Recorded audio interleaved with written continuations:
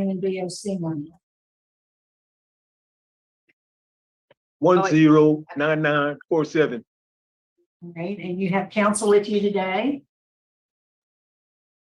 Yes, I do. I'm sorry. Would you introduce yourself? Yes, Adrienne Hutchison, attorney with the Louisiana Parole Project, here on behalf of Mr. Jackie Lambert. I'm sorry, we're still filing in. I see that, and I'm going to read the list of names, at least that I have, who are there. We have Maria Thibodeau, Alvin Mallory, Doris Lambert, Angela Wright, Dorothy Joseph, Fallon Joseph, Tiquan Kohler, Krista Chase Williams, Michael James Williams, Larry Kelly, Ray Lane, Mary J. Williams, Paul Stewart. By Zoom, we have Daryl Miles. I think we're trying to still reach Mr. Rick Ledoux, who wants to speak in behalf. We have the Parole Project. I guess I got everybody. And Ms. Hutchinson, I have as speaking in support Mr. Rick Ledoux, Daryl Miles, and the Parole Project. Is there any other person there? I don't have any indication of somebody there speaking. Mr. Ledoux is actually here. I do see. Yes, I do. Thank you. Yes, so we have everybody present in person to speak today. Thank you. Good. And we do have also joining by Zoom, just observing Ms. Liz Young, the victim's granddaughter. She is in opposition. So, Mr. Lambert, let me just read some identifying information into the record, and then I'm going to turn it over to Mr. Freeman. Your case has been assigned to him. He'll take the lead on the interview. Okay. You ready? Yes, ma'am. All right, Mr. Lambert, you're here before the pardon board this afternoon. You're seeking a commutation of your sentence. You were sentenced in the 15th Judicial District in Lafayette Parish in May of 1986. You received a life sentence for a second-degree murder conviction. Is that information correct? Yes, it is. All right, would you answer Mr. Freeman, please? Okay, how old are you? I'm 65. Okay, and how long have you been in prison? 40 years. 48? 40 30. years. Okay. But do you have anything pending in another jurisdiction with regards to this crime? No, none that I know of, sir. None that you Oh, appeal, I'm sorry. know. Excuse me. It's an appeal. Yes, yes, I do. Okay, so it's under appeal. What stage is that in? Can you tell us? Your State counsel? Oh, counsel. So to my knowledge, it was a post-conviction relief that is now with the Third Circuit Court of Appeal for some factual innocence claim. Okay. So what is your statement with regards to the incident? Did you have anything to do with it? No, I did not. Were you at the residence at all? No, I was not. Did you know the victim? No, I did not. You went to trial, you were found guilty of second-degree murder. You do have an affidavit from one of the co-defendants who said that they did it and you were not there. Do you have a drug or an alcohol problem? Yes, I do. Okay, you consider yourself a drug addict? Yes, I do. Okay. And what kind of treatment have you received? Substance abuse program. I've learned that substance abuse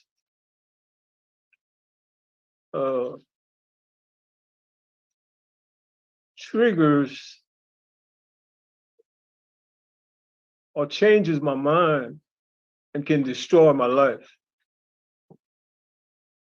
Okay, what were some of your triggers? Do you remember? Yes, I do, sir. It was not paying attention to the triggers that I was using. The anger. All right, you have lots of support letters on, in your support, law enforcement comments, the sheriff is opposed. The chief is opposed, your family, Lorena Thibodeau, your sister is unopposed.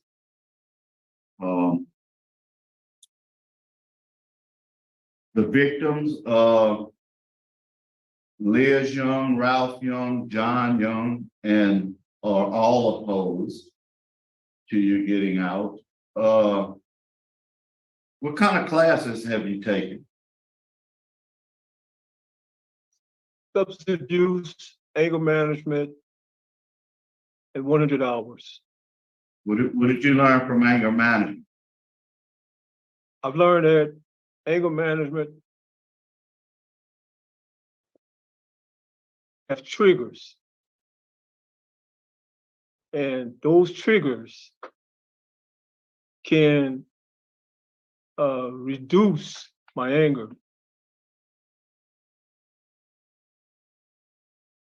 Okay. Let's see what other classes you've taken. Really just anger management, pre-release 1 and 2. You took any other classes beside those 3? Now, Also, I have not for AA or NA or only substance abuse. so you don't attend AA right now? Do you No, attend any meetings? sir, none that I know of. No, sir. Okay, your disciplinary record is good. You only have 5 write-ups. Last in 1997. So that's very commendable. You're a low risk, you're a low minimum, low need. You know, we don't have a lot to go on. Where will you go? What will you do if you get out? Besides, I know you're going to the parole project. That's a good thing. Any other thing you're going to be doing?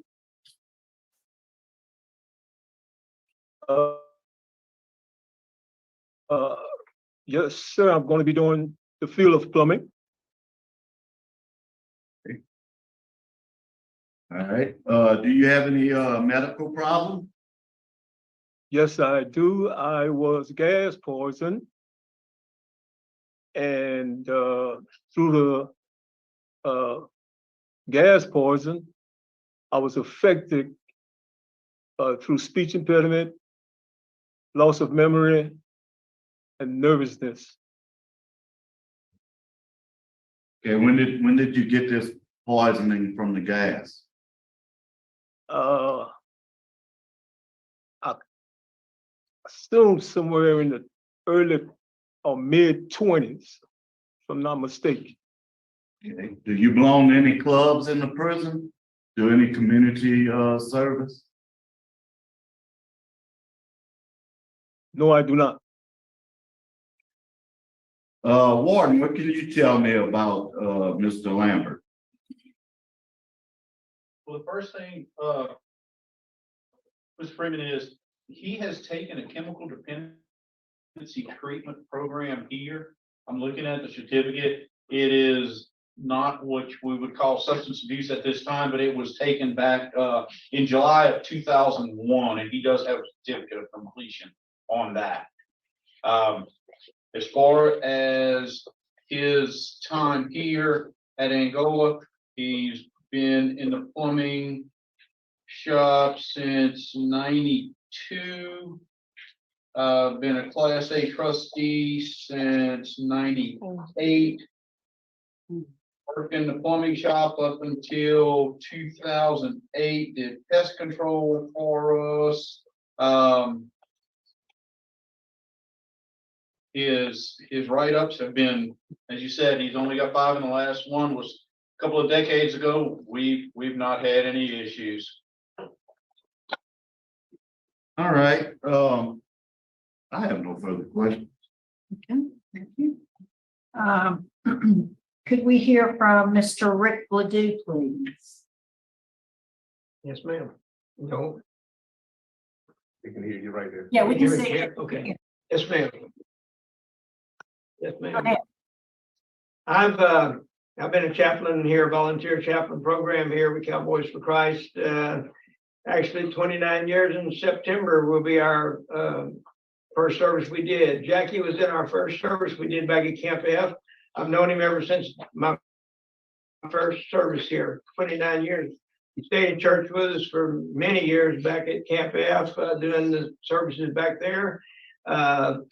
After his incident with the gas thing, he was moved to main prison, and we still are in and out of main prison periodically with services there. So I've known Jackie all those years too. He went through a very hard time with that gas thing. It was very serious. I mean, Jackie had a really hard time to overcome that. He's done well to overcome it. But Jackie has stayed strong as far as a Christian. Jackie has stayed strong in the Lord ever since I've known him. He's been just a great friend to me and to all my team that I brought in over the years, and that's been a multiple number of people. He's always been a part of, when he could physically come, you know, he's always been a part of our church services, main prison, Camp F. Now he's at Camp C. He was in church with him last night there. Jackie has been strong in the Lord, even throughout the trials that he's been through with the gassing problem that really caused him a lot of physical problems. As far as his work, I knew him before he had that incident, and Jackie was probably one of the hardest workers that we had here at the institution. He was always called out. I mean, there was a plumbing job needed fixing, Jackie'd be working late at night or, you know, just every day. Jackie was just extremely dedicated to whatever. I've never heard security say anything bad about Jackie. I've never ran into another inmate that had a beef with Jackie or wasn't really, you know, just a very close friend to him. He's been a friend to these people here in this community for generations now, I guess you'd say years and years.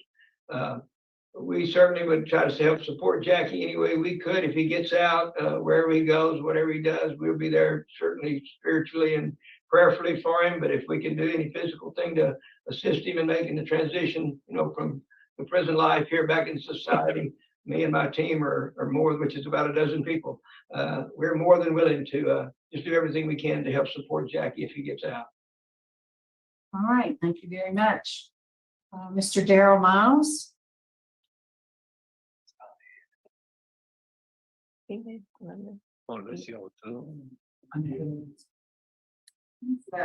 not on? He couldn't connect. Okay. The Parole Project? Good afternoon, Kerry Myers with Louisiana Parole Project. Taking out the whole concept of factual innocence here, and which is significant. Just looking at Mr. Lambert's record, in 39 years, 5 disciplinary write-ups, the last one 25 years ago. As when he was a plumber before the gassing incident, he was one of the most valued employees, maintenance employees that they had at Angola. At the time he came here to Angola in 1984, there wasn't a lot of programs for lifers at that time. So he did what a lot of lifers did. He made himself very valuable through his plumbing skills. And once you become valuable, you're going to stay there. And yet he still continued to work even after the gassing incident, even though he's limited in what he can do. He did complete the chemical dependency class. He earned his GED in 1988, the things that he could do. Again, you heard the comments of the warden. If you just didn't even look at the other issue, his record standing on its own, Mr. Lambert's been a model prisoner. And just based on that alone, I would ask this board to give him a recommendation today to 60 years. Okay, thank you. Did Mr. Miles ever connect? Yes, he did. All right, Mr. Miles, we'd like to hear from you.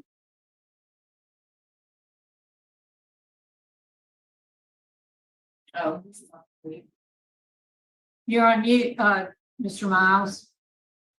Yes, excuse my tardiness.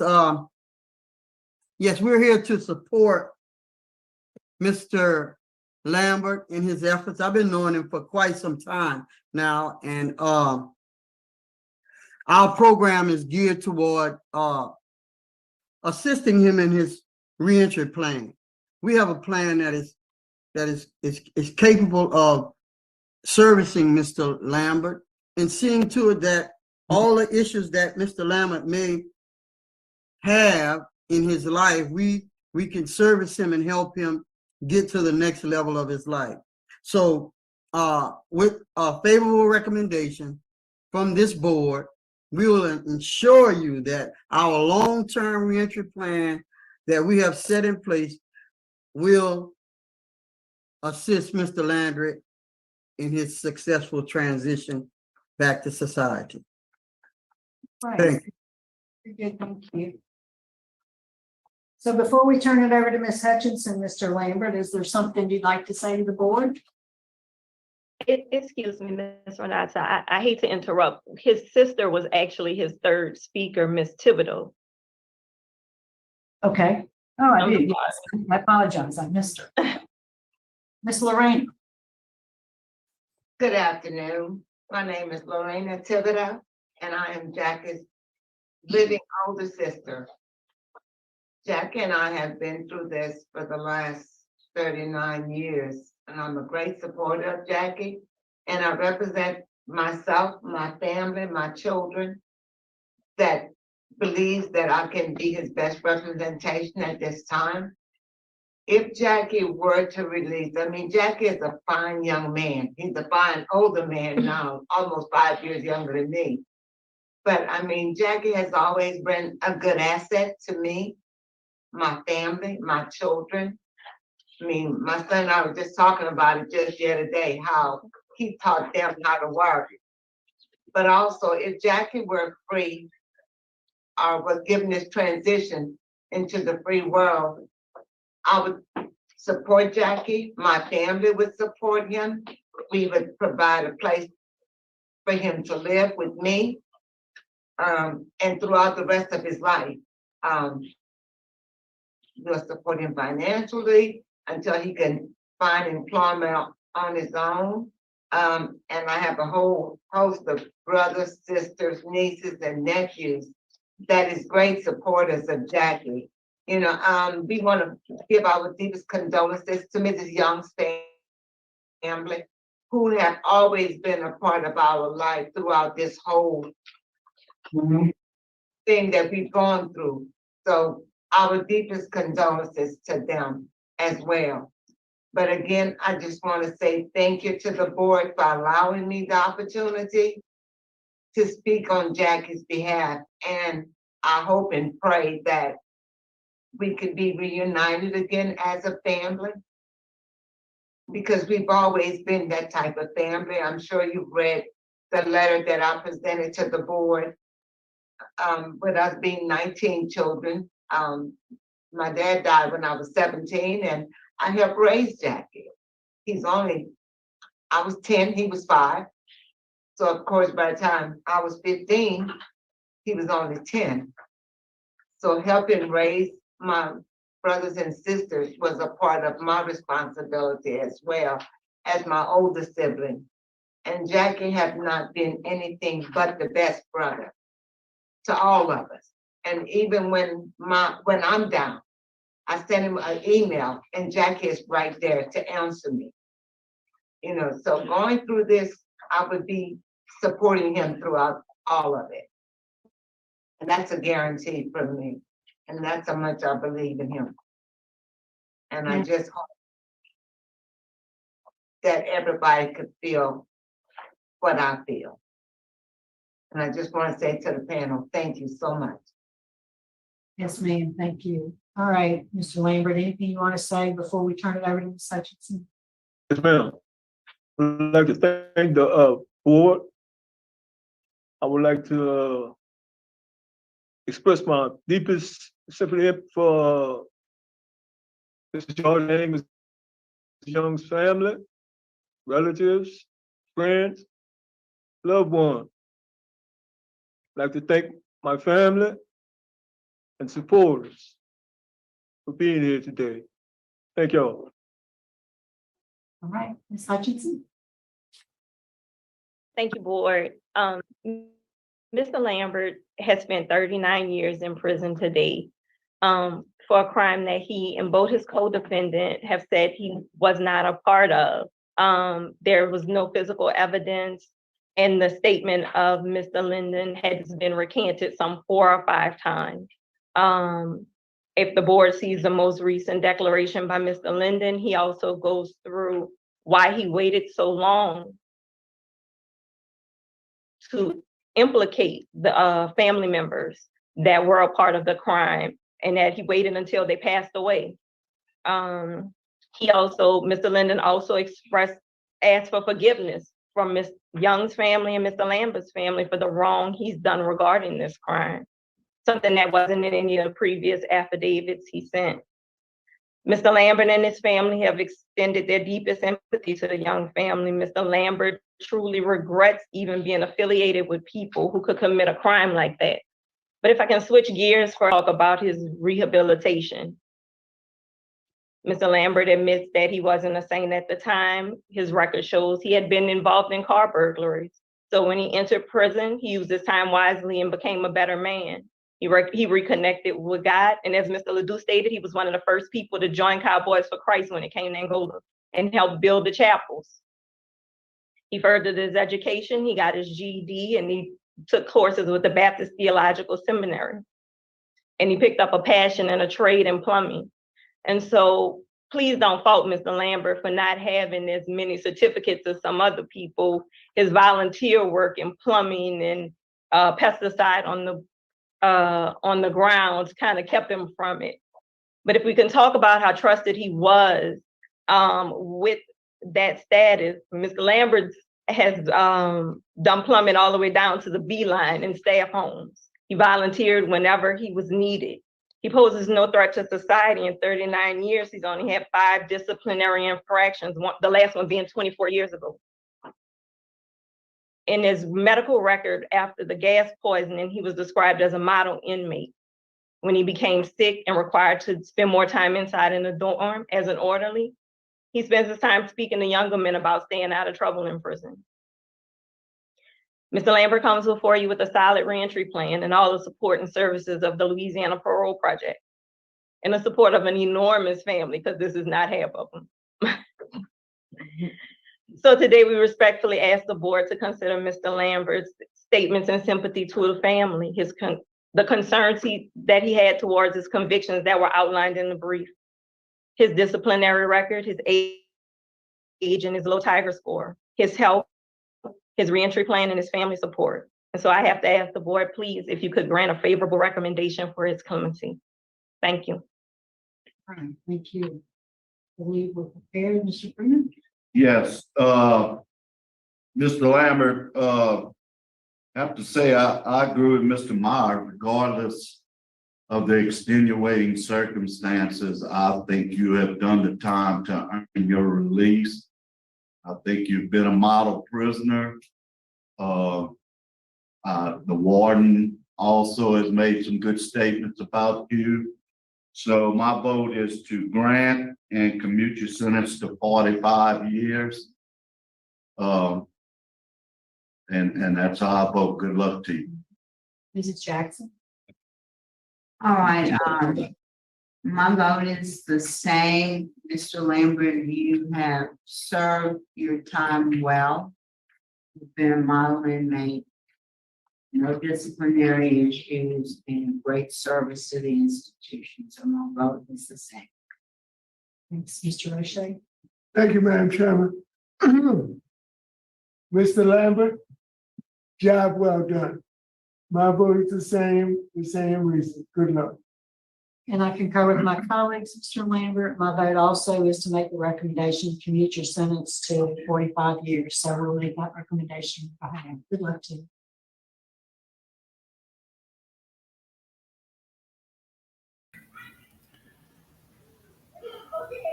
Well, Do you think that he was actually innocent? That's the question I have.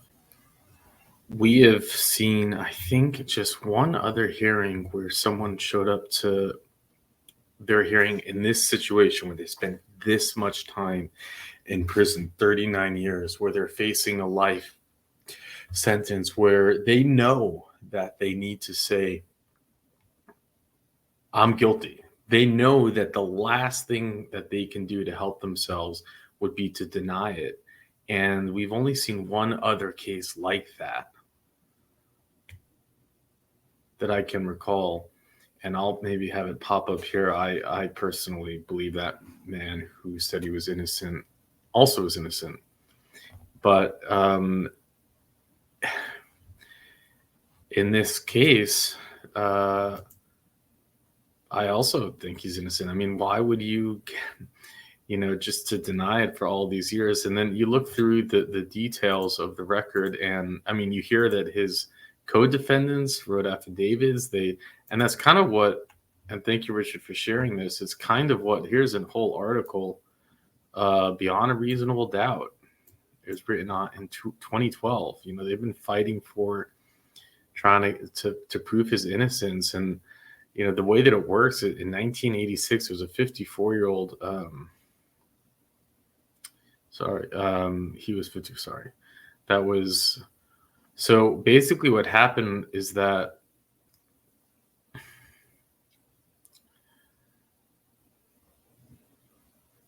it was 79-year-old Georgian woman who was found with 51 stab wounds. 51. That is just terrifying. And also a broken neck. She was found in her house near downtown. And it was ransacked. Jewelry and other belongings were all missing.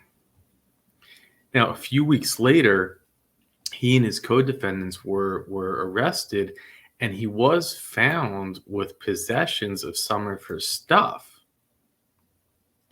And then the police say that he confessed to it, and his co-defendants said that Jackie Lambert, was the mastermind.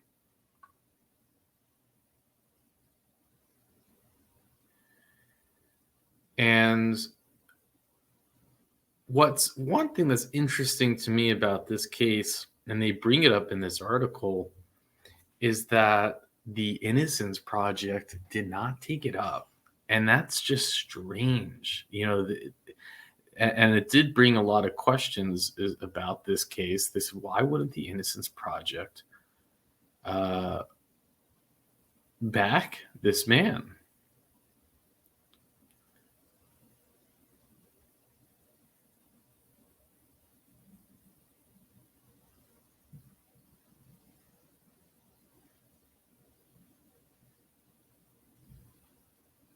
Oh, here's something interesting. On August 27th, the district judge will decide whether the Innocence Project of New Orleans, who has helped exonerate 20 convicts, and this is, of course, written then, should have access to records related to Lambert's arrest conviction. And this is actually confusing. They really need a judge to allow that. Can't you just do like a Freedom of Information Act? What am I missing here? So they did ask for information. And I wonder what happened. Did they not get the information?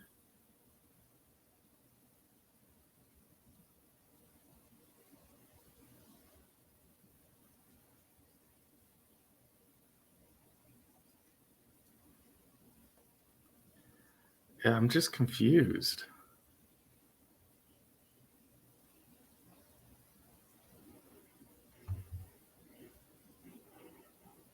But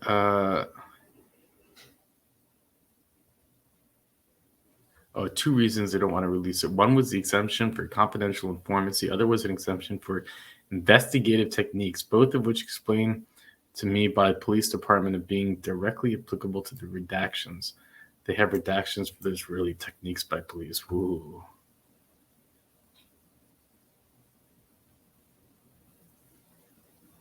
There's a lot of corruption. That's my bottom line takeaway. But then you do have his court record, and the court record, it has appeals for a lot of sketchy stuff in it. They state in here that the detectives, that he had confessed to the detectives, but then you have one detective that claimed that both the detectives were in the room when he made his confession, and then you have another detective say that he was the only one in the room that made the confession, that when he made his confession. But then when they tried to get him to put his confession on paper, he refused to do it. So there's even doubt about a confession. He took the stand in his own defense. He said that he had nothing to do. He wasn't even near the house. He was friends with them. He had possession of the stuff, but he had nothing to do with the crime. That's like his take, and that a confession was fabricated. There was a date on one of the police reports that was wrong, apparently, but but it was one day off. But the problem with it being one day off was that not some, of course you can make a typo, but I think it was more about when they claimed that he had done his confession versus the date it was dated.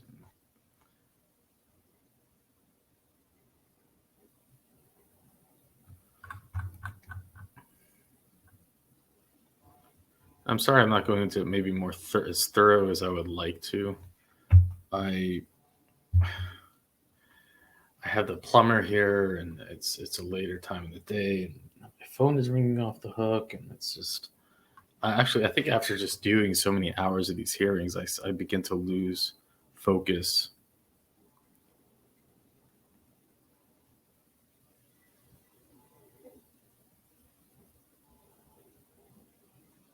Here's the date discrepancy.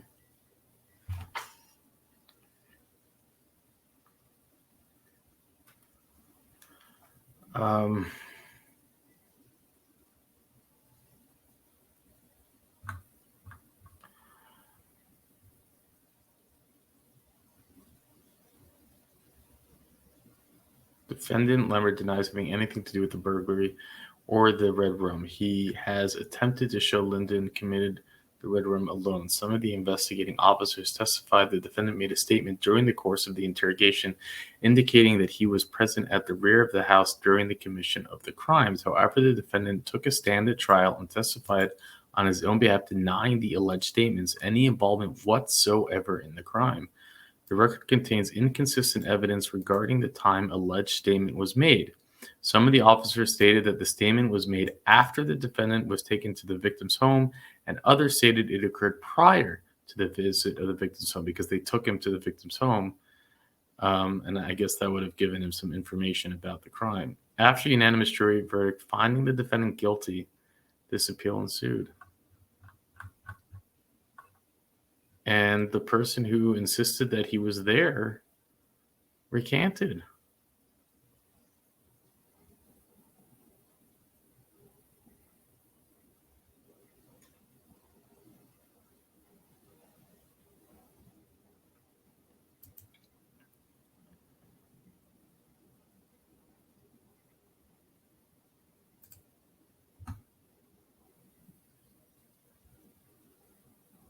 Linden admits to stabbing the victim with 3 times with a screwdriver to lie motionless and pull blood. However, he denies initially attacking the victim.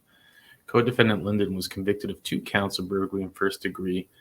Furthermore, there is a pending charge of first degree, and 2 burglaries are marked. Oh, they had a second charge going against someone else. Wow, 5 days prior to Miss Young.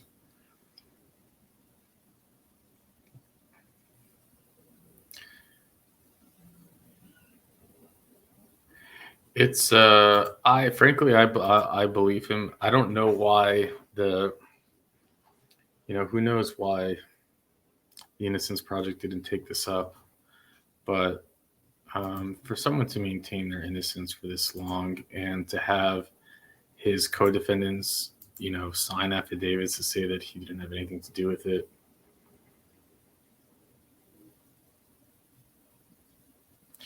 But love to know what you think. I'll put the links in the description. And with that, I'll let you go.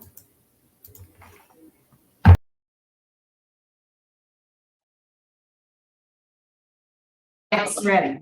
All right, Mr. Vampran, good afternoon, sir. Would you introduce yourself? Tell us your name and DOC number, please. Yes, ma'am. My name is Vincent Dean Vampran, 109763.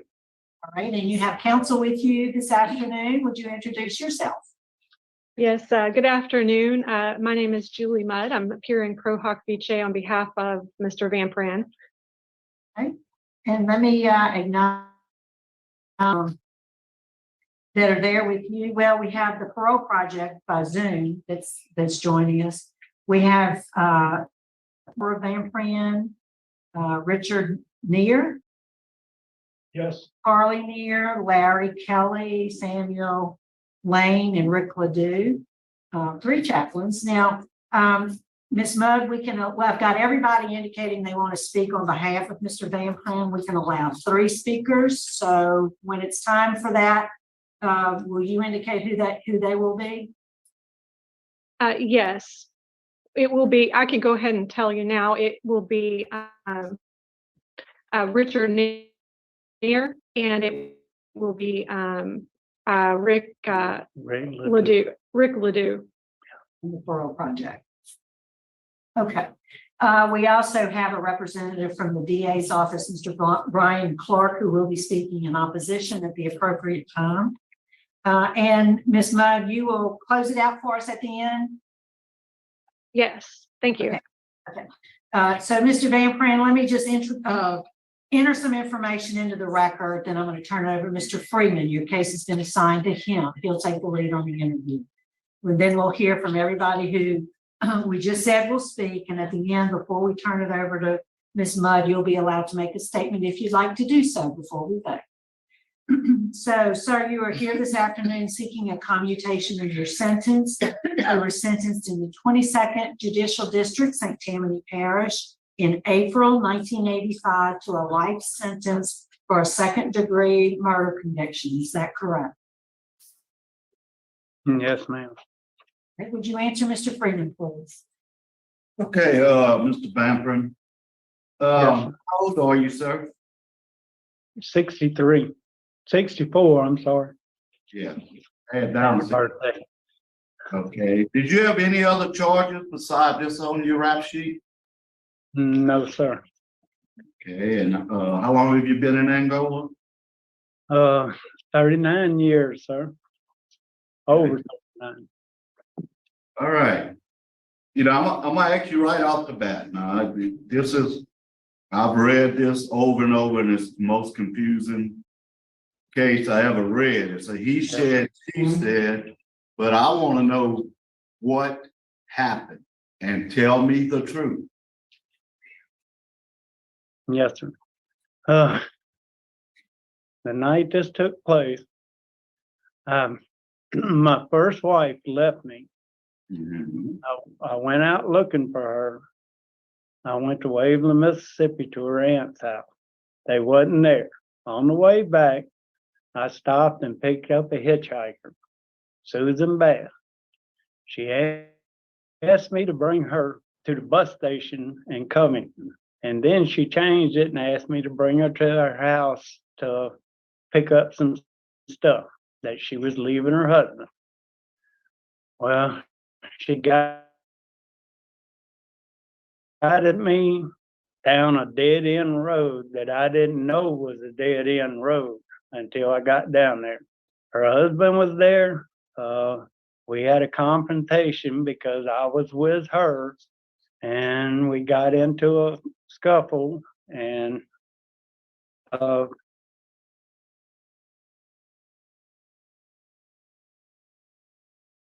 lost control. That's what happened. Okay, we lost you a little bit there. How did you kill him? Did you have was it a tire tube or what? Yes, sir, tire tube. I got it out of the back of my truck. Okay. All right, well, I'm glad you were honest today. Because in your statements, it was a much different story. Yeah. Yes, sir. Okay, and then Mrs. Bass, I mean, she didn't try to stop you or anything? I couldn't understand what he said. Could you repeat, Ms. Freeman? Mrs. Bass, did she try to stop you or she encouraged you? I mean, what was the deal with her and her husband? Ms. Freeman, you again broke up right at that same point in that question. Could you try one more time? We're having a little difficulty here. Okay. Did his wife try to stop you in any way from attacking him? No, sir. No, none at all.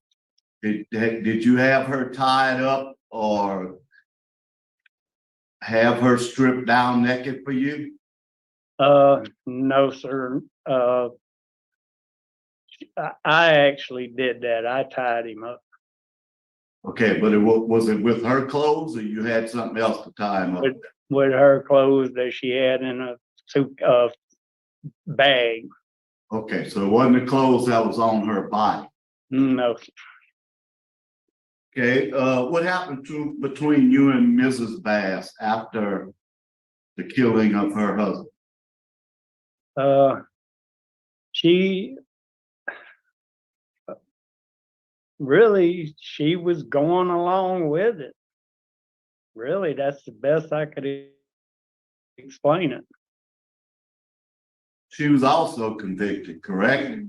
No, sir. She went to trial, but they found her not guilty. Okay. Were you drinking on this night? Yes, sir. I was very much under the influence of alcohol. You consider yourself an alcoholic? At the time, I didn't. I thought I was a social drinker, but now that I look back on it, after I've taken all the courses, I know that I was a binge drinker. When I had some kind of problems or whatever, I drank. Okay. And how much would you drink and what would you drink when you got on these binges? Jack Daniel. That night I drank about a pint and a quart. Okay. Have you taken any classes with regards to your drinking? Yes, sir. I took a 100-hour class, living in balance. And that was the one that was with drugs and alcohol. Okay, did you do drugs also? No, sir. I never have done drugs.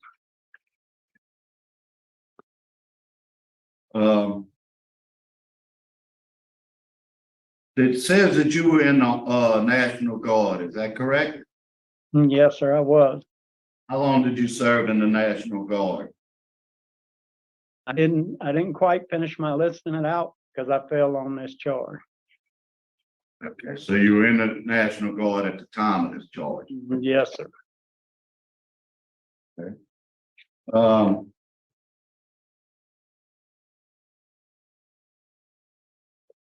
What other classes have you taken? Taking my GED, 100-hour classes, victims awareness, living in balance, part 1 and 2, thinking for a change, cage your rage, life skills, and anger management. What class you think you got the most out of? Victims awareness, sir. Okay, and what did that teach you? Empathy. I never even knew what that word was until I took that class. It's how your actions affect other people. It really opened my eyes. Looking at your disciplinary history, your last write-up was in 2015, Yes, sir. and what was that about? It was a number 3 and a number 7. Yes, sir. Me and the free man at work didn't get along, and we had a few words, and he wrote me up. And, But we get along now. okay. So 11 disciplinary write-ups in 39 years. That's not bad. Your minimum custody, you are taking accountability for your offense. And you have lots of support letters. Tell me why we should take a chance on you today.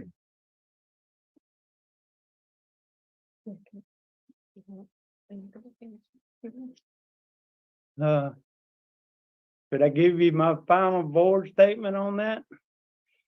Sure. Okay.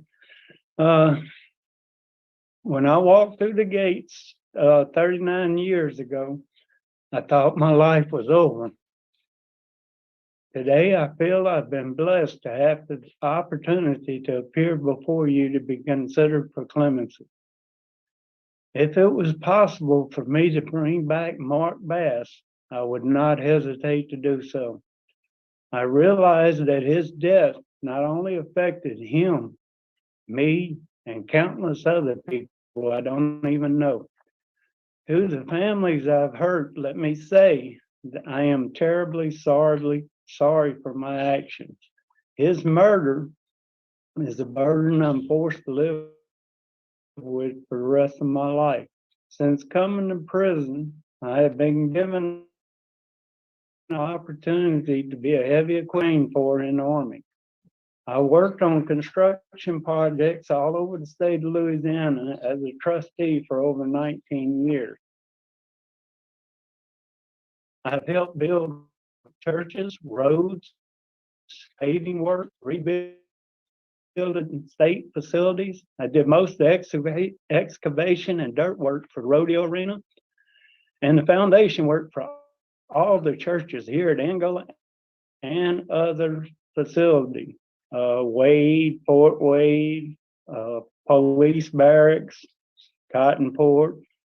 If granted parole, it is my plan to attend the parole project reentry program to help me reconnect with society. I plan to live with my wife of 20 years at our home and in acceptance from a job as a heavy equipment operator with Tangipahoa Parish Police Jury. My support group is my wife, my sister, and my brother-in-law. Thank you for considering me for clemency. I'm gonna ask you one last question, Mr. Vampran. At any time did you have considered killing his wife also? No, sir. No, sir. I didn't plan on killing him, but it happened. Warden, what do you have to say about Mr. Vampran? In summary, yes, he's been working on working for road and levee, a range crew, running equipment for us. Got his Class A trustee back in '98.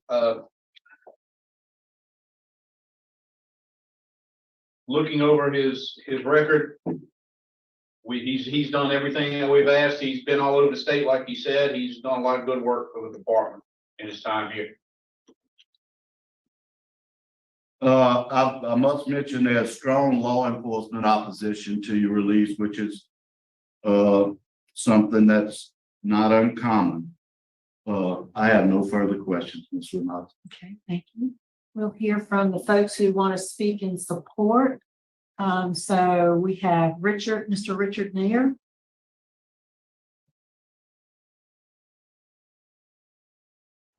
Would you like him up here? Yeah. You can sit right there. Have a seat. All right. Good to see you. Thank you. Seated?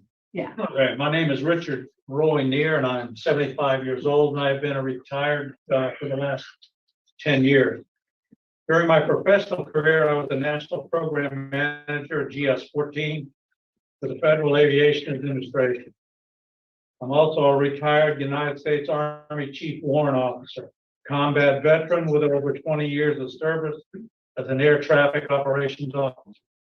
Vincent Vampran is my brother-in-law, for which I've known for over 40 years. 39 of those years he's been in prison at Louisiana State Penitentiary. My career in government and military required me to live away from Louisiana, but that requirement did not let me forget about Vincent Dean in prison. When I retired from the federal service, my family and I returned to Louisiana and rekindled our relationship with regular visits and financial support. Without question, when we heard of Vincent's arrest, we were shocked. When he was convicted, we were devastated. His crime was unthinkable. He was at the absolute lowest period of his life. I am positive he is not proud of the events which took over his life and which are now firmly behind him. I'm positive that 10 years of prison life would institutionalize or break even the hardest of prisoners. 25 years of prison life could eliminate even the slightest sliver of hope of ever returning to society. 38 years of prison life could cause tremendous desolation, hopelessness, and despair. However, over the last 39 years, Vincent has demonstrated great resilience. Where there would have been anguish and gloom and dejection, I saw a positive renewal and reversal of character. I saw a man who has accepted his life and made it better under severe circumstances.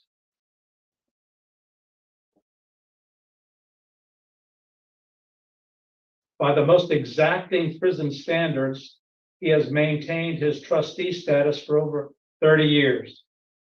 He has taken the talent God gave him as a heavy equipment operator and provided countless hours of work creating and maintaining roads and levees at Angola State Penitentiary and across the state. To work requires a level of ability and proficiency and competence in an atmosphere of complete trust.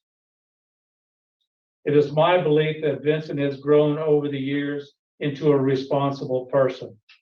The careless, selfless person he was at 23 no longer occupies his life. If Vincent gets an opportunity to re-enter society, he must have a plan and support that to ensure a successful transition. His plan is to return to his wife and Barbara in Tashpo Parish.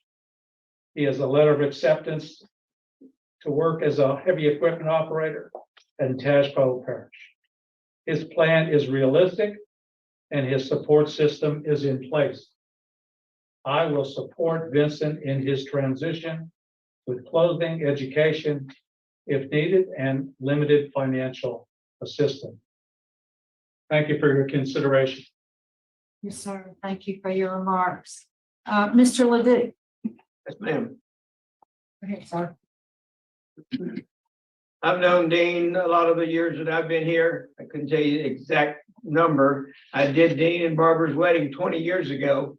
I was honored to do that. I'd known Dean prior to that, being here in prison, and actually met Barbara, in or around that time. Since then, Dean has been very faithful. He's been at Camp F just about all these years. We've been doing services there all these years.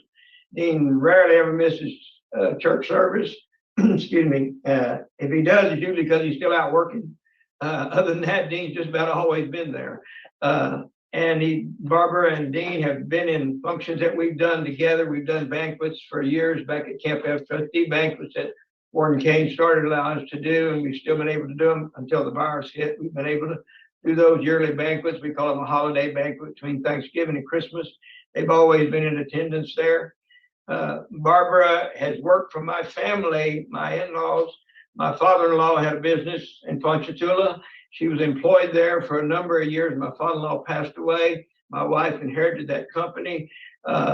And now we have, over a period of a few years, we have just recently folded that company. Barbara had left there already some years prior to that. Barbara has been in the same church that my wife Wanda and I have been in for 10 years. She's been very active in that church. She's also been a part of a local Bible study that we did, a home Bible study for a number of years. She's been a part of our ministry team. She's made 3 different trips with us to New Mexico as a part of our ministry team there, for mission trips that we did, and we were in prisons out there, as well as doing church services in the community of Springer, as well as Raton, New Mexico. Barbara lives at her home. She has a nice home. She has a good job with the bus driver for the Livingston Parish School Board. She's had that job, held it for a number of years. And Barbara and Dean will live only less than 20 miles from my wife Wanda and I, from where we reside. So we're right there. We're friends, and we'll be friends with them. We'll be physically within 15 or 18 miles of them, their home and our home. We'll be there to help support them if they need any help in any kind of a way. Certainly going to remain friends with them and support them any way we can. My team will back us up on that, which we've got about 10 or 12 people on our team that every one of them know Dean, every one of them know Barbara. We'll be in total support of them any way we can in ministry, or try to be there for them. I can assure you that we've just had nothing but quality time with Dean all these years. And my whole ministry team will totally support Dean and Barbara in whatever way we possibly can. And I certainly hope you're for him. Thank you, sir. So Mr. Vampran has already given us his statement, so Ms. Mudd will turn it over to you. Sure, thank you. And thank the board for hearing us today. Oh, I know it's been a long day and we're last, Ms. Mudd, so I'll try. I'm sorry. I need to ask for Mr. Clark from the DA's office for his remarks. I didn't see him on the screen. Is he with us? Thank you, Madam Chairwoman. Can you hear me? Yes, we can. All right. Thank you, Madam Chairwoman. Just some brief comments specifically regarding the acceptance of responsibility in this case for the murder in this case. I would point out that on March 14th of this year, Mr. Vampran provided the following statement where he said he was guilty only of accessory after the fact of murder, that he, quote, dug a hole for himself, and then, quote, I actually don't know what happened to him. I'm blamed for them, referring to the police, not being able to figure out what happened. I messed up the crime scene. This is just several months ago that Mr. Vampran has denied any and all responsibility for the murder in this case. Now, today, Mr. Vampran is giving a very different story when he comes before this board now for a hearing. This begs the question as to which statement was false. Was it the March 14th statement where Mr. Vampran denies anything, or is it the statement that he now presents to this board where he now has a newly found acceptance of guilt in this case? I think this shows a lack of, not only a lack of acceptance of responsibility, but a distinct lack of credibility in this case. What could have changed so much to change a story within those couple of months? And it begs the question as to which story is actually accurate, and whether or not Mr. Vampran is simply now changing a story simply because today is his board hearing. And with that, the state would just note its opposition to pardon in this case. Thank you, Mr. Clark. We appreciate your remarks. Ms. Mudd? Yes, thank you. So Mr. Vampran is rehabilitated, which is in general, what one would hope to see when someone spends 39 years in prison. He's not a danger to anybody. He has no prior record before this. This is the only thing for which he has ever been convicted, albeit a serious offense. I think that his conduct since this happened demonstrates that he has had only 11 write-ups. I realized that one was 2015, but it wasn't anything like violence. It was essentially an argument that he got into with someone on his job site. He's taken accountability for that as well as his other write-ups that he's had over the years, which are only 11 and 39 years. So he's not a danger to anyone. He also has completed numerous programs. He's completed victims awareness, 100 hours. He's addressed his substance abuse issues, which were, as he described, the reason and that this happened to begin with. He was incredibly intoxicated at the time of the crime, and I believe that has been consistent for many years, that he has said that he was incredibly intoxicated at the time of the crime, having drank Jack Daniels and not realizing he had a substance abuse program because he didn't have that education at the time to understand how that affects him and how that could potentially affect anyone around him. At this point, he has done everything that he can to address that substance abuse program. To address that substance abuse problem, and has attended the programs that were presented to him. Those weren't always available to him. He couldn't have done them, when he first got here. They didn't exist for him, at least at that time, since he was serving life without parole. But he did over the years take all of these programs that are listed in his packet. He also has a strong support system in addition to the Parole Project, who's present. They will put together a plan, a transition. Wife of 20 years, they met while he was in here when she drove somebody to visit her husband. She happened to meet Mr. Vampran here and continued to visit him for 10 years until they got married after 10 years and have been together another 20 years approximately. And so obviously, she saw him as a good man and continues to do so. They would live in Independence, fairly close to his sister and his brother-in-law who are here and offer support. I will point out that Barbara Vampran, his wife, and Kathy Neer are both here present. They're not speaking today, but they are very much in support of his release and will support him in any way that they can. He has also his faith community. He has, we heard from Rick Ledoux, and the other Cowboys for Christ are here as well. And he has, in addition to that, a community of veterans. I know that there are several letters in your packet from other veterans who are in support of him. I wanted to highlight just a couple of things that I don't know if were very obvious from the packet. There is a letter from a state representative who's since passed away, but he spoke of 2 different occasions where Mr. Vampran, since he has been incarcerated, has actually saved lives. One case was one where a member of the National Guard was assisting with the levees. His equipment toppled over and he became trapped underneath, and EMS couldn't get him out because he was trapped. So Mr. Vampran used his front loader to lift the equipment off of the man so that he could be taken by EMS and receive medical treatment. Another instance, what happened at Camp Winifred, where the director there had a heart attack, and Mr. Vampran, assisted by, he was the only person there who immediately present who was able to take the man to the hospital. And then he thereafter called the prison to say, I had to take him to the hospital. It was an emergency. Come get me, please. And of course, they came to get him and take him back. That could have been an opportunity for him, but it turned into a life-saving act on Mr. Vampran's part that ended well for everyone. So I think that he's done. He has shown today his remorse. He hopes to be able to get the recommendation today and to eventually be able to return to live with his wife and to work. As was mentioned by Mr. Neer, they have already a job has been offered to him. He would be able to do the same type of work that he's done all his life, operating heavy equipment in Tangipahoa Parish.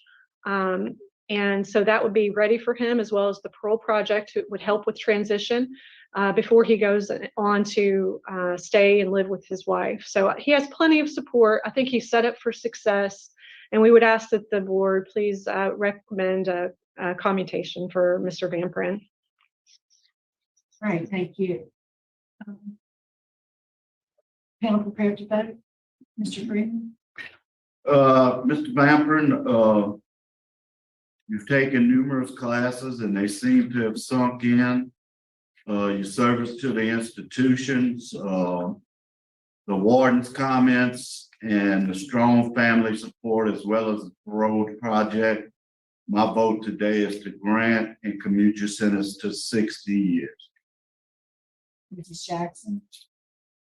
My vote's a little different, mine for the same reasons, but mine would have been to commute to 45. Can I say what? 45. I'll concur. And Mr. Freeman has concurred with the 45 years. Mr. Rocha? Mr. Vampran, you've done very well. Positive remarks from Warden Valgo. Excellent disciplinary record. Class A trustee for the last 30 years. My vote is the same. Good luck. Mr. Marinella? My vote is likewise the same, commute to 45 years. Okay, and I agree, I concur. My vote is the same. Make the recommendation to community. So, Warden Falco, that concludes our business. I think at your facility, we're going to sign off and adjourn at 4:04. Sounds good. Thank you. Yeah, thank you. And Brian Clark.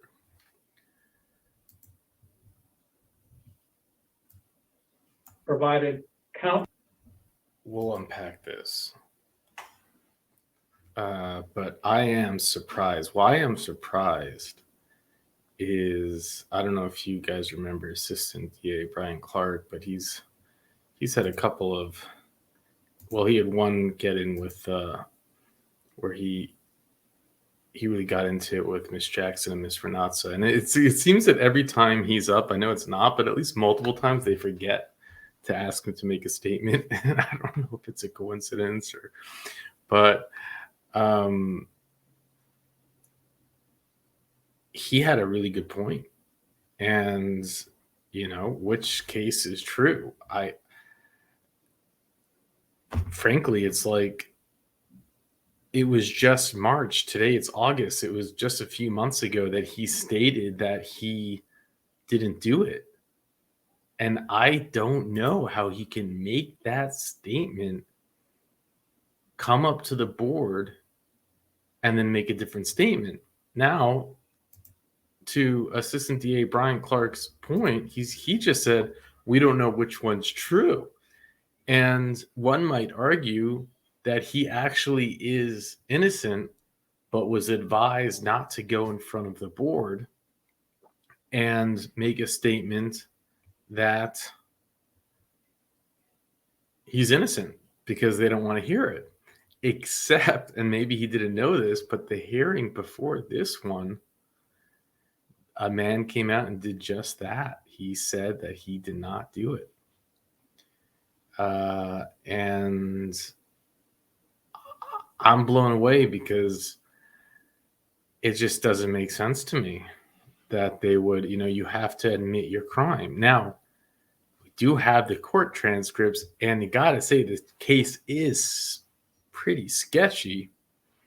And if you want to argue maybe doubt, you might, be able to argue reasonable doubt. I don't know, but thank you, Richard, for sharing this. It all started, really, it was shortly after midnight. So the clock just struck 12. And it's 1984, October 2017, so probably a bit chilly. And there's a pickup truck that a police officer, John Dillon, he stopped the truck because he said that the vehicle had a broken taillight and was driving erratically.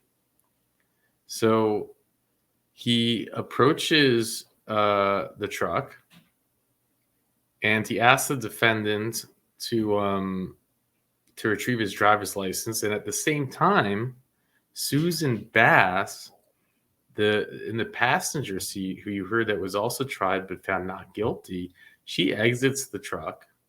So she's in there. She's not, she's not saying, she gets out, and the police officer stepped behind the truck to look at the license plate. And at that time he saw, can you imagine? It's middle of Louisiana, kind of like a random road, and then he sees their blood dripping down the tailgate. And at that point, maybe it's an animal, right? People hunt. He says, what kind of cargo do you have? And then that's when he said, oh, which was followed by Susan Bass. She said, it's a body. He's killed my husband. And, the way that he said, oh, it's like, I wonder if he forgot it was there, or he realized, I don't know. It's just an interesting response. She yells, it's a body, killed my husband, only at that point, right? Then upon inspection, Corporal Dillon discovered the body. Later identified that to Mark Stephen Bass, her husband. He was placed under arrest, read his Miranda rights. After preliminary investigation, Susan was also transported to the sheriff's office, and each were interrogated and gave a statement. Now we'll hear their statements. And again, it is quite interesting that she wasn't found guilty, but who knows? We don't have her trial. I should maybe search for it.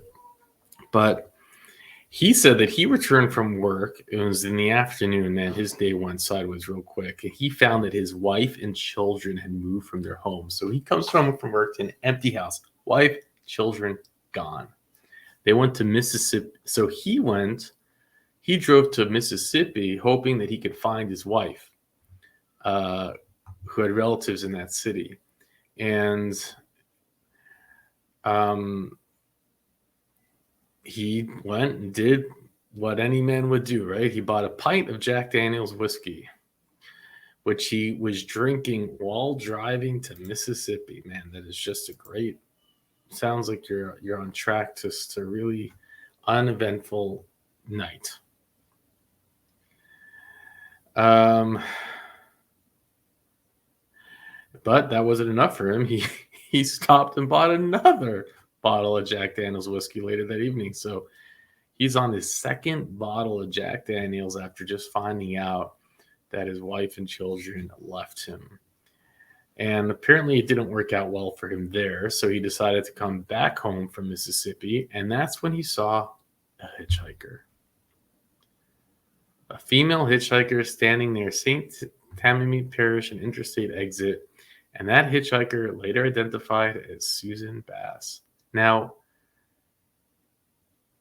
she told the defendant, hey, I really have to go this way. I know it's out of your way, but I really need you to do it. So I'll give you sexual favors in exchange for driving me there. Yeah, it's right here in the transcript. So he said, sure. She just said, I need to get something. Now, she directed him to like he said in his hearing just then, he all of a sudden ended up on a dead end road. And when he stopped his truck, he immediately saw a man. Now this is his story. This is where it differs. He says he observed a human figure lying on the side of the road. Further investigation revealed that the figure was bleeding body of a man later identified as Mark Stephen Bass, her husband. she would inform police that he had killed her husband if the defendant, and then he claims that she said that she would tell the police that he had killed her if he didn't help with disposing of the body. So he picks up this hitchhiker. She offers sexual favors to pick up a package. That package turns out to be her husband's body. This is what he's claiming. While attempting to leave the scene, the defendant's truck then became stuck. I mean, this guy's day just gets better and better. Imagine if his story is true. I don't mean to laugh, but it starts with coming home and his family is gone to all of a sudden finding himself like having to get rid of this dead body and then arrested, and then that's it. It's like 39 years later and he's still in Angola. Man, don't drink Jack Daniels, right? It'll never lead you anywhere good. So the defendant ultimately used a tractor which had been located in the neighboring property. No irony in that, with his defense attorney saying he used a tractor to save someone. He's real good with those tractors. Only in Louisiana there happens to be a tractor sitting there with a key in it. So with the assistance of Susan, the defendant towed his truck from the ditch and loaded Mark Bass's body onto the bed of the truck. And that's when he went en route to dump the body when the police officer stopped him. It's like, you just wonder, like, what would have happened if the police officer didn't stop him?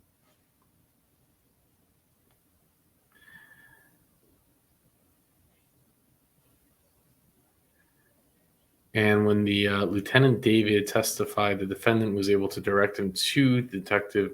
So then they said, okay, show us where they said the body was. And they found a tire tool in a ditch at the site.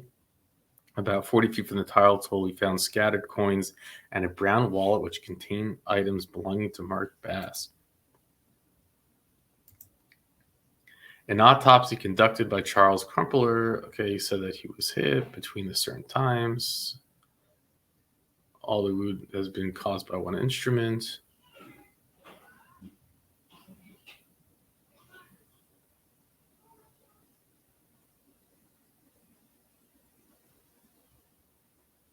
Here's something interesting.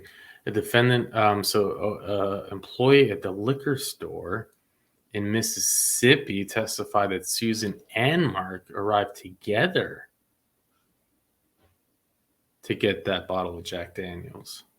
Defendant in his statement denied ever seeing Mark Bass alive or being acquainted with Susan or Mark Bass prior to the night. So here's an eyewitness that refutes his statement.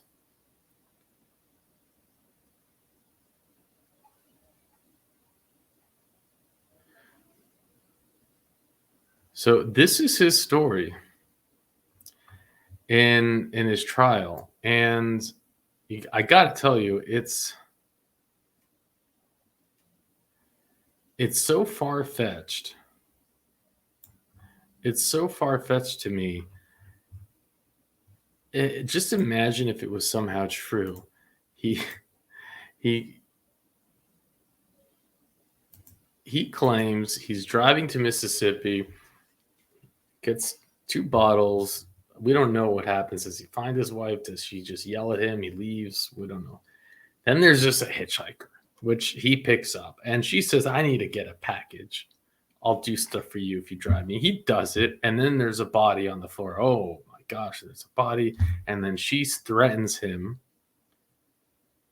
I'm going to, they just met each other. And she's like, if you don't put it in the truck, I'm going to call the cops. And he's like, oh my gosh, okay.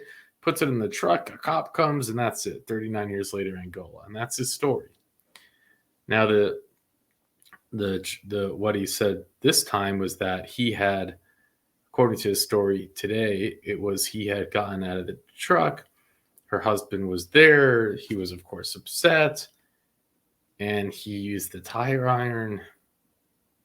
He was scared. He moved the body.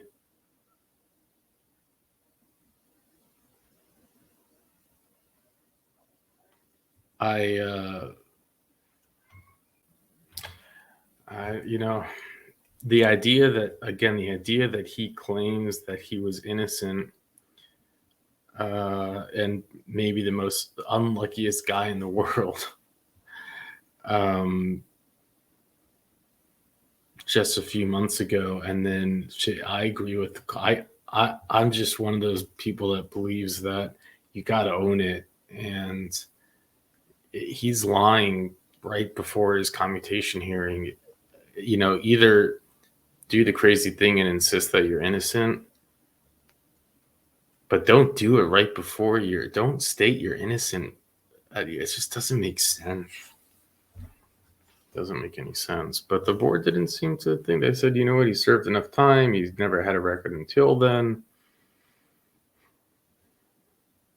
Maybe it wasn't premeditated. I mean, the whole story is pretty nuts altogether.